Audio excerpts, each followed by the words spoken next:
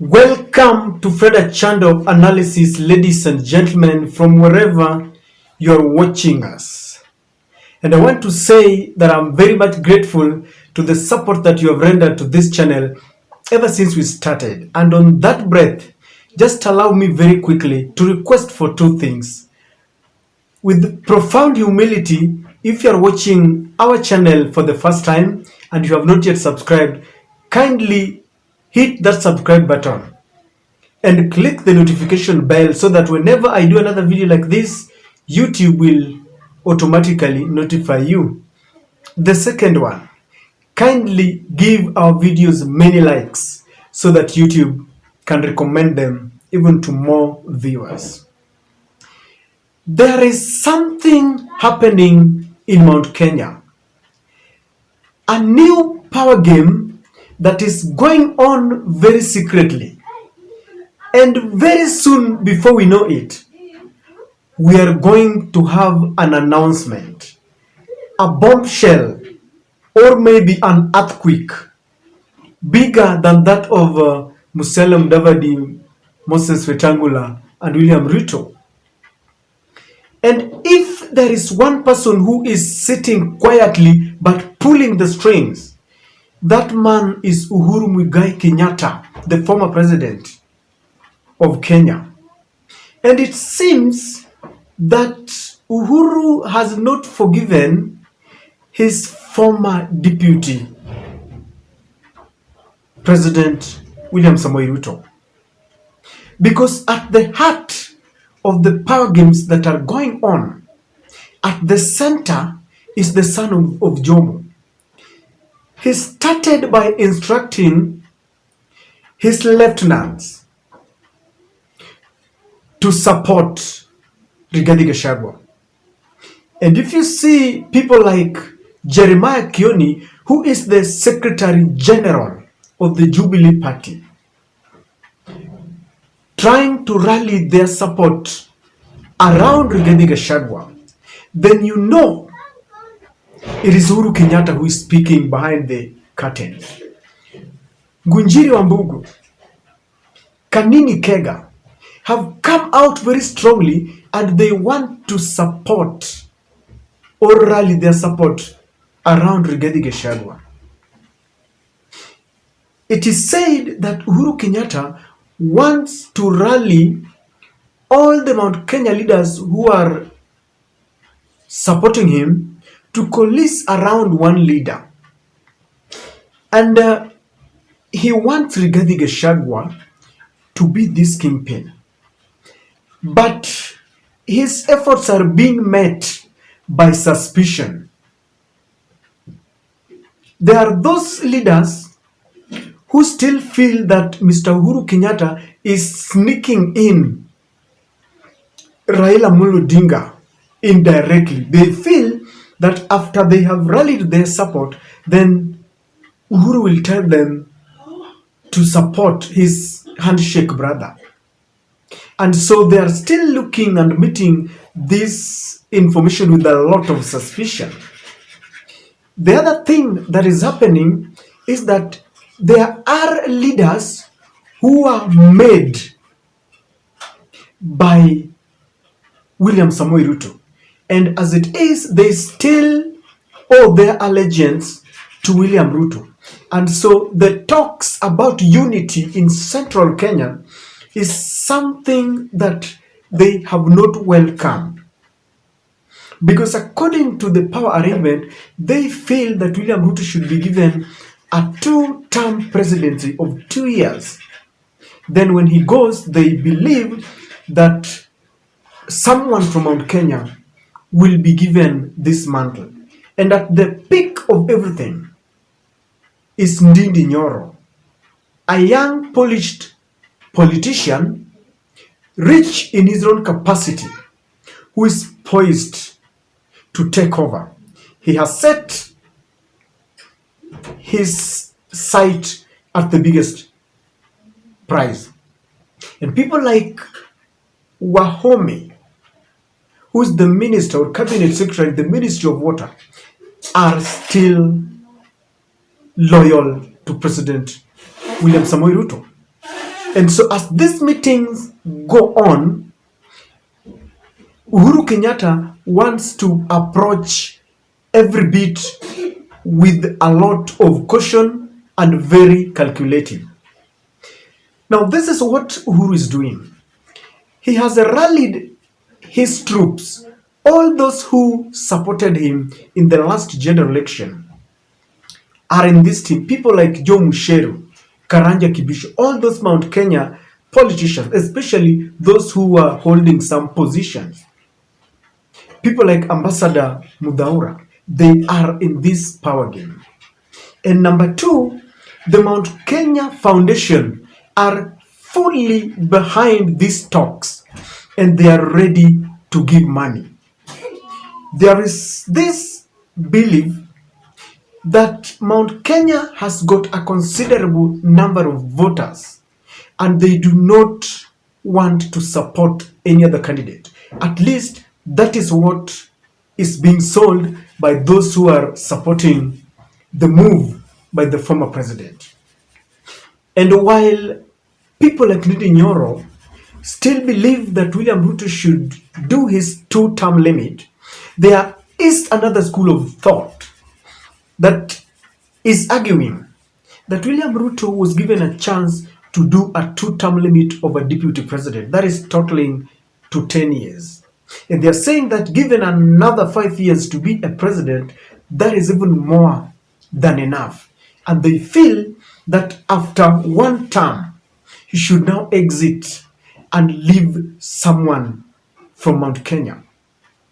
And the power is this, that they want all the parties within central Kenya to unite and form one party. Parties like DP and Jubilee, that one of Kabogo, all the Mount Kenya leaders who have got a party are being called upon to shelve their ambitions and form one united party. And these are power games that are going on very secretly. And I must tell you this, if they succeed in uniting leaders in central Kenya, I will repeat, that is the beginning of anybody who still wants to be supported by Mount Kenya voters. Because the last election, Uhuru Kenyatta was supporting Raila Odinga. And many of the leaders were supporting William Ruto. But even if you look at the number of votes that Raila got, there were about 900,000. Mount Kenya believe that if they decide to rally around one person, then nothing can stop them from having the next president. And they want, after uniting, they want to look for a running mate. And many are proposing that Kalonzo Musyoka could be one, but another school of thought is saying that they should move much further. Because, Eastern, where Kalonzo is coming from, is just neighboring Central Province. And they feel that for them to form a formidable force, then they should move the farthest from Central Kenya. And so in this regard, some people think that Musalia Mudavadi will fit in that shoes. But another school of thought has it that Musalia Mudavadi has not managed to consolidate the Western Brigade. And perhaps this informs the decision why Musalia Mudavadi has been rallying leaders from Western Kenya to coalesce, to form one unity, to be united together. But even in that corner, from the Mulembe house, William Ruto is not sleeping, because Boni Halwale has been given strict instructions to ensure that Musalia Mudavadi or Wetangula does not grow do not grow horns. And you can see that is what happened when, in fact, when there is a by-election that is taking place in Bungoma, after Moses Wetangula relinquished his seat and is now going to and became the Speaker of the National Assembly, and so there's a by-election for someone to be uh, to take over from the Bungoma senatorial seat, and Wetangula feels strongly that he should be given a chance to replace that with a Ford Kenya candidate. Yet William Ruto has a UDA candidate, and if you ask Boni Halwale, he's saying that the UDA fraternity voted overwhelmingly to ensure that Moses Wetangula becomes the Speaker of the National Assembly. And so they are saying that Moses Wetangula has gotten enough. He should now also reciprocate and leave this to the UDA. Yes, yet Moses Wetangula feels that due to the votes that he gave, about 255,000 votes that he gave to William Ruto, that is the reason why William Ruto was declared the president of Kenya. So there are power games that are going on. Some people also think that maybe Raila Odinga should give them someone to be a running mate in central Kenya. And so these are talks that are still going on. But at the center and everything, they seem, because the talks have just started, but they seem to be one common goal. They all believe that it is their time, and they all believe that they have the numbers.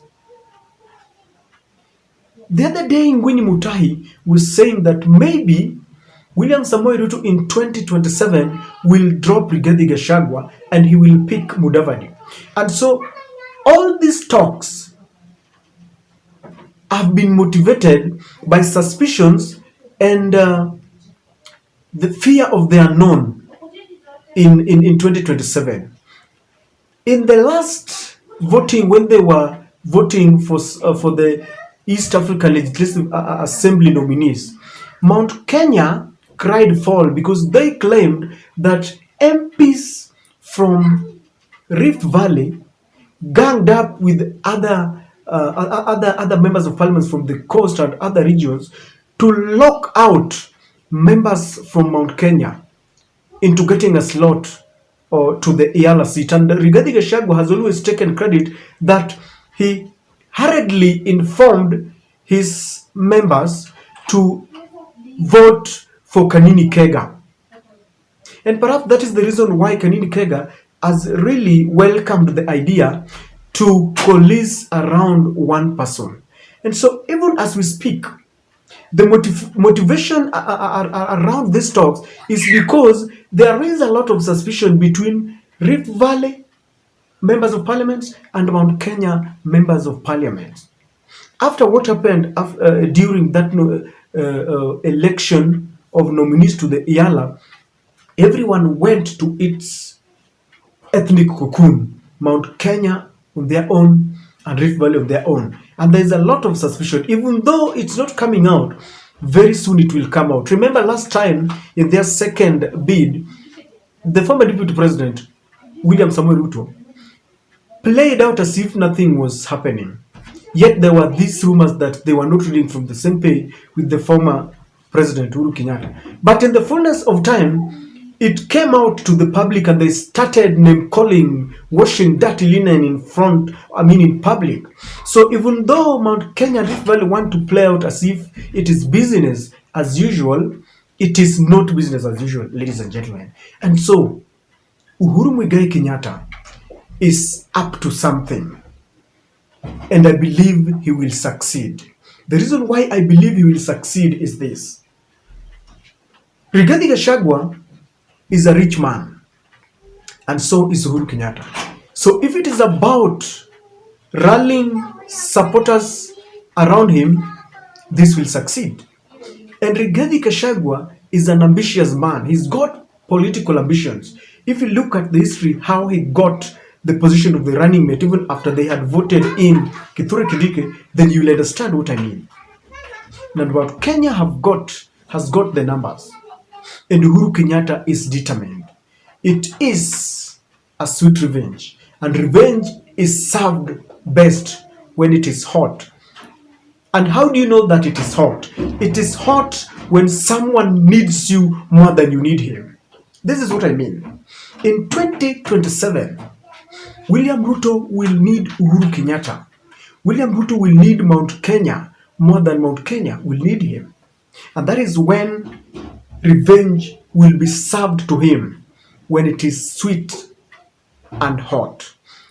What do you think? Do you think William Ruto is sleeping and has buried his head in the sand? Not at all. He knows what is happening and he is prepared, ladies and gentlemen. And so we are waiting to see how the power game is going to play out, because in politics, you never can tell. You never can predict. But if there are people who know how to play their politics, it is the Mount Kenya. Anne Waiguru once said that you can only rent a Kikuyu, but you cannot buy them. Let us wait and see what happens, ladies and gentlemen. And that is my take.